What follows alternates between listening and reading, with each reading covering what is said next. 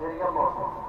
Alloh subhanahu va taolo buyuk Ramazonda yuvalar qavmlarga yeni yurtimizga, yurtlarimizga, yo'llarga qo'ygan shifolarimizni qabul qilsin.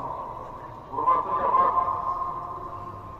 Ramazon oyi borkenlik oyi, Ramazon oyi tekinlik oyi, Ramazon oyi yoshlik oyi. Odamlar ibodatni davomida beraylik. Şu vaqtlardan ibodatlarni inşallah. Ameliyatı Ramazan'dan çıkıyorduk inşallah.